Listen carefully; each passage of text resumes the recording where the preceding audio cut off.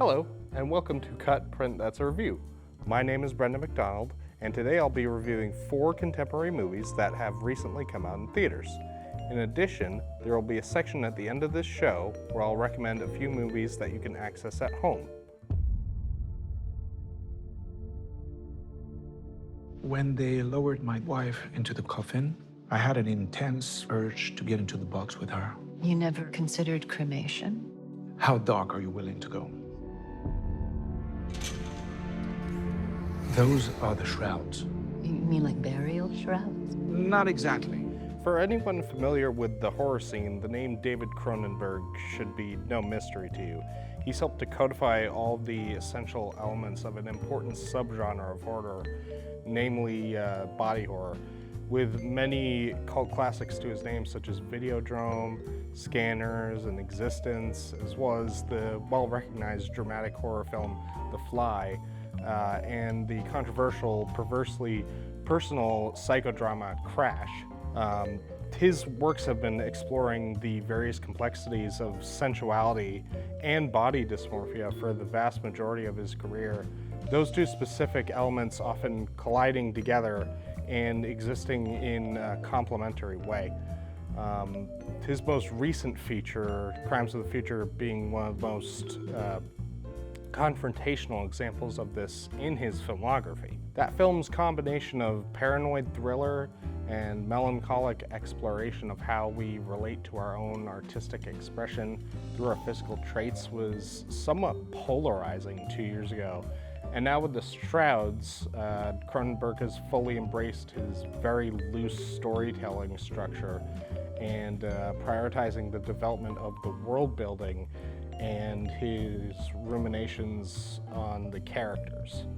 The Shrouds follows Karsh, an entrepreneur specializing in his experimental grave tech equipment, which allows the bereaved to view the slowly decomposing bodies of their dead as he methodically tries to hunt down the suspects who deliberately destroyed a site of tombstones which included his own wife.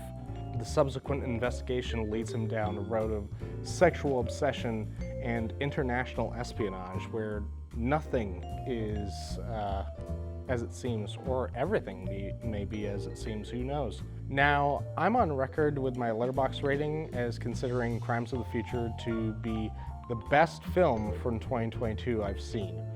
I do not immediately share that same enthusiasm for the Shrouds, although it is still very thought-provoking and entertaining in its own right. The biggest allure of this film is that it's maybe the most personally realized project that Cronenberg has ever made, as this is clearly a film made in response to the recent death of his wife.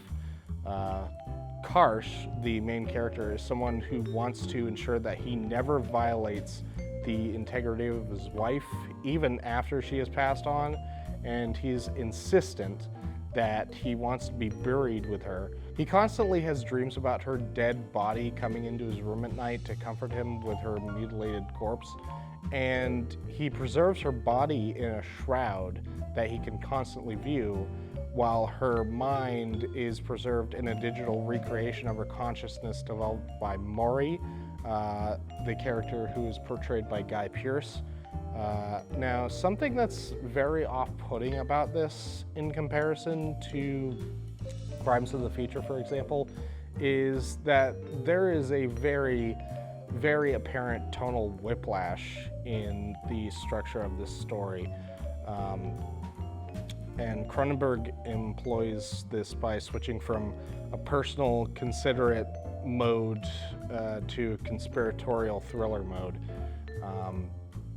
These elements feel wildly disconnected in a way that I didn't really feel for Crimes of the Future. I felt like the mysterious and emotional elements coalesced more naturally in that movie than this. With this movie, it feels like flipping a switch, and the pacing and tone suffers a little bit because of that for me. Also, I was left more cold by the characterization in this compared to Crimes of the Future, as I feel like the characters here are more vessels for Cronenberg to contemplate his ideas rather than fully formed personalities with their own interiority. Although I will give credit to Cronenberg, he still knows how to film and light a non-explicit horror movie in an understated and uncomfortable way. The lighting is almost always at an upward angle from a lower position, emphasizing the gaunt look of each of the characters, and there are some really well-composed shots involving silhouettes. Cronenberg is a very patient director who appreciates the subtle evocation of horror in his movies, especially in his latter day, which I also like, but I feel like he has executed this type of tone more successfully before, although I could very much see myself liking it more a second time. I'm feeling a 7 out of 10 on this for right now, although again, I could see myself transitioning to an 8 later on. Either way, another good movie from one of horror cinema's most revered minds.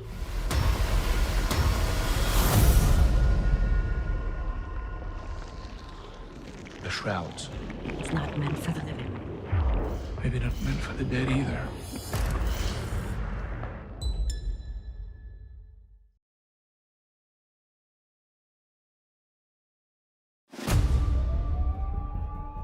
What you got for me? Oh.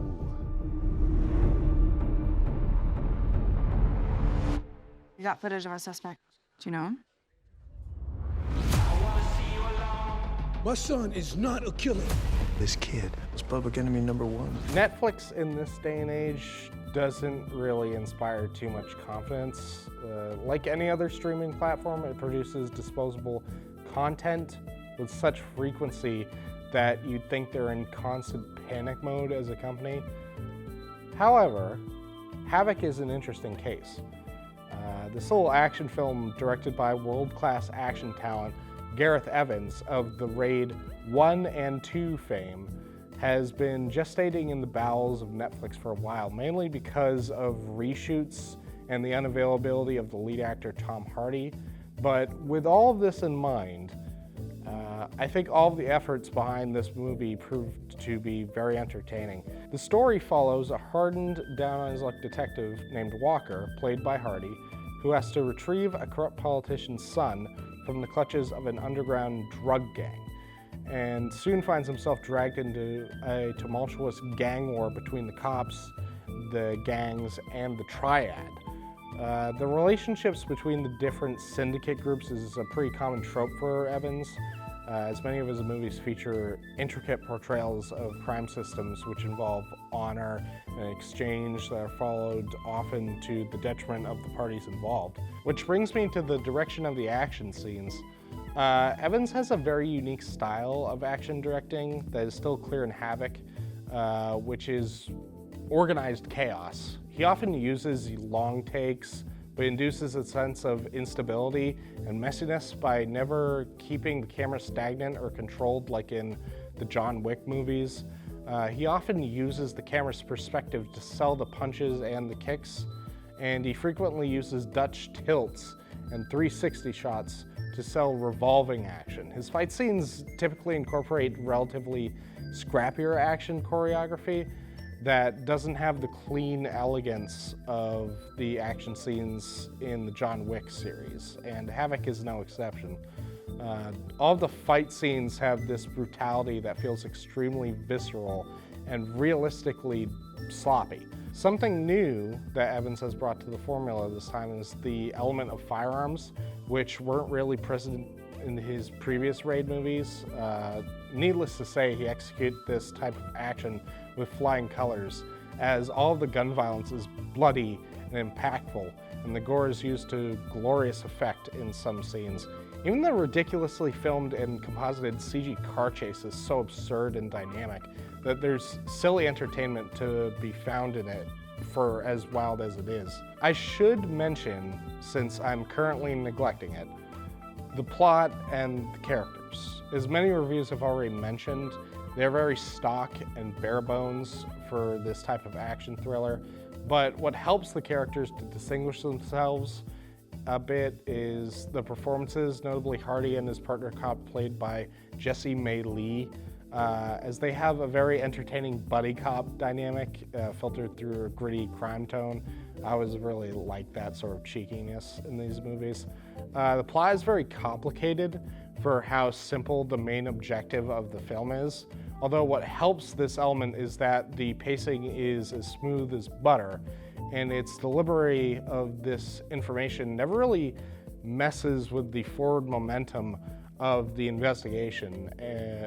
And that's also helped by the fact that the second half prioritizes moving the plot along through 2 successive and large action scenes. This is probably the most fun an action movie has been so far this year, and I would confidently give this an 8 out of 10 and a recommendation, especially for all the action lovers out there. This will definitely satisfy you for sure.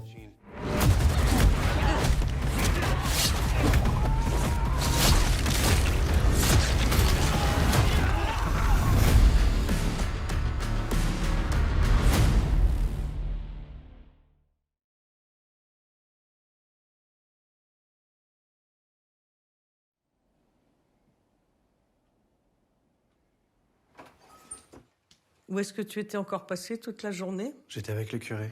Bon, lui, ferait mieux de dire des messes plutôt que de se promener. Je peux rester? Ce soir, Même quelques jours? Bon, enfin, tu fais ce que tu veux. Hein. il y a toujours la chambre de Vincent. Pourquoi tu restes ici? Tu l'aimes bien, ma mère? Ouais. The French term miséricorde refers to the concept of mercy or forgiveness for past action. And that dilemma is at the heart of an excellent new film titled Misericordia, or Misericordia in the more common Spanish title. The plot concerns a mysterious man named Jeremy as he travels back to the rural French countryside of St. Martial, his hometown, to attend his former boss's funeral. However, as his residency lasts longer as his boss's wife's house, her son, Vincent, begins to confront Jeremy more about his intentions, leading to a brutal act of violence and Jeremy attempting to avoid suspicion from the rest of the community. One of the really fascinating elements of this movie is how it approaches the complexities of forgiveness and the justification of impulsive acts. Jeremy as a character is never really entirely known to the viewer throughout the entirety of the movie. We never really see him transparently, and the context for why he does what he does is always so cloudy. He will act in a seemingly innocuous or innocent manner 1 second, and then act extremely deceptively or manipulatively in the next, which very much helps to invite the audience to challenge themselves on how they perceive their own actions and justifications for them. Jeremy is both deplorable and sympathetic in the same breath, and we get to the impression that he's someone who is directionless or solemn in life, finding difficulty in expressing himself or trying to make connection without taking it too far or being overly sentimental when it will not be reciprocated. In fact, everyone has that multi-dimensional characterization to them, from Jeremy's longtime friend Walter to the local priest, Abbe Philip Griesel, who helps Jeremy to conceal his acts in exchange for affection. One particular scene late into the film has us questioning the hypocrisy of calling out an individual crime when destructive acts of war, disease, and greed exist simultaneously in this world and never get punished. However, the brilliance of the movie is that this isn't a lecture of a message. We're meant to question the integrity of the characters for ignoring their heinous acts and trying to justify them with these relativistic answers. At this point, I would like to bring attention to the director's own approach to portraying the moral dilemma, which I think very much deserves comparison with the likes of Robert Bresson and Michael Haneke for their deliberately stagnant filming styles. Elaine Guaraldi takes a very observational stance toward this material, allowing the drama itself and the character's own ambiguity to stand on its own and serve as the substance, although there are a few representational shots that feel extremely appropriate for the characters involved. The visual style and performances are done very naturalistically and treat the material as a serious interrogation of morality in the modern day, illustrating how non-transparent and reluctant people can be about their own morality and emotion. I would give this movie a solid 9 out of 10. Definitely one of the most intellectually provocative films of the past few years. And it even supplies a bit of dark comedy to help humanize the situation. I think this is a really great film. Et qu'est-ce qu'il pourrait bien vous cacher? Bah ça, on peut pas savoir, parce que justement, il nous le cache.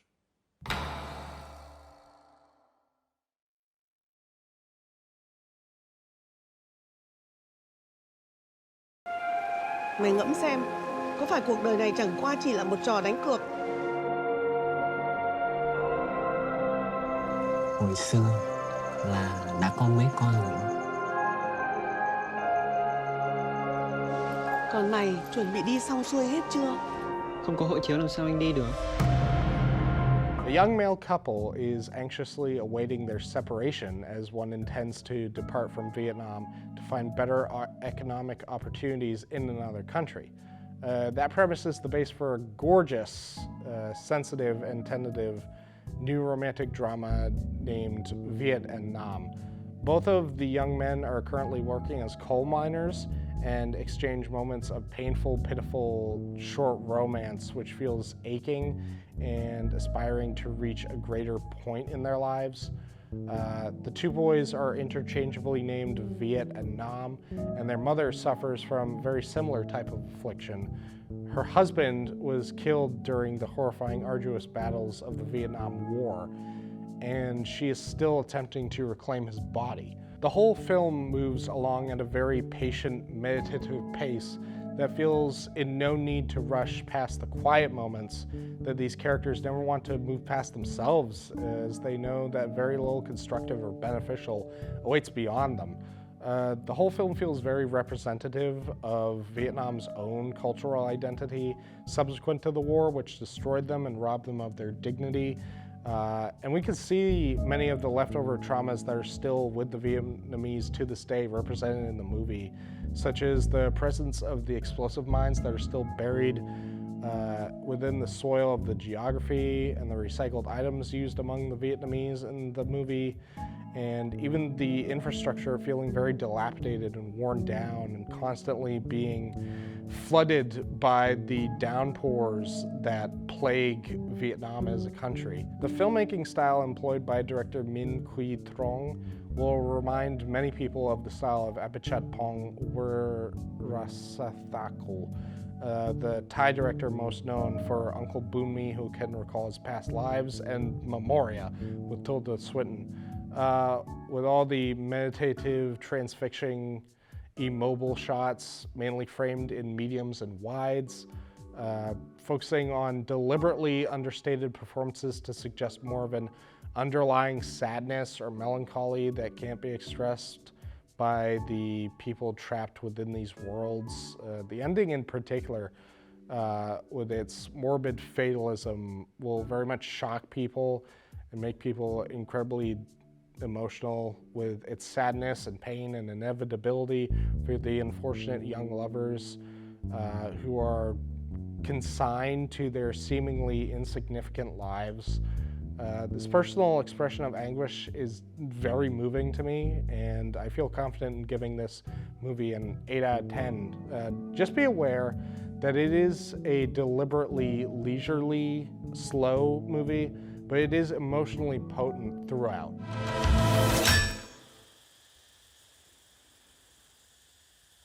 Bố trông như thế nào?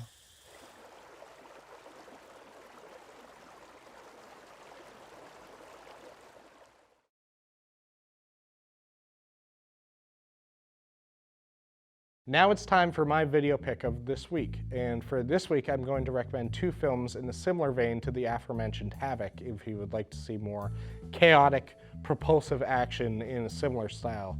They're Gareth Evans' previously released action crime dramas, The Raid and The Raid 2, Brendon, focusing on the violent misadventures of Rama, a tactical police officer who has to navigate the Indonesian underground and do battle with gangs, crooked cops, and drug lords.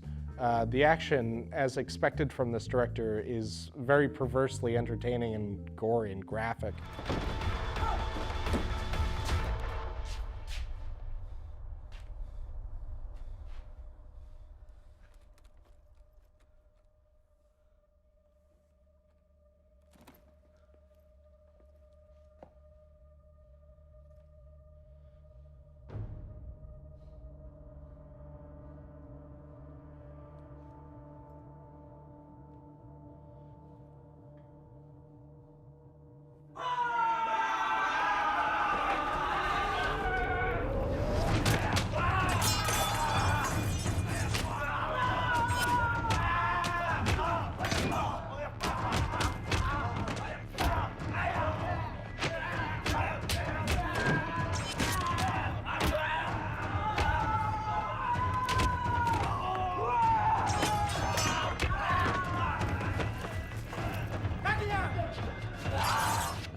The Raid 1 and 2 are both available to rent and buy on YouTube TV and Apple TV+.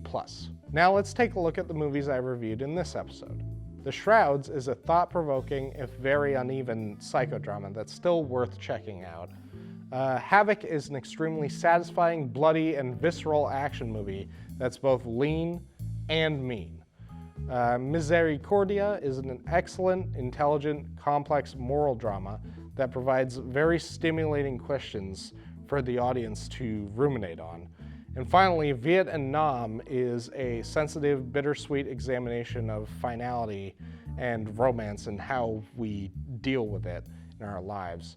That's it for this week on Cut Print That's Review, and until next time, that's the end of this reel.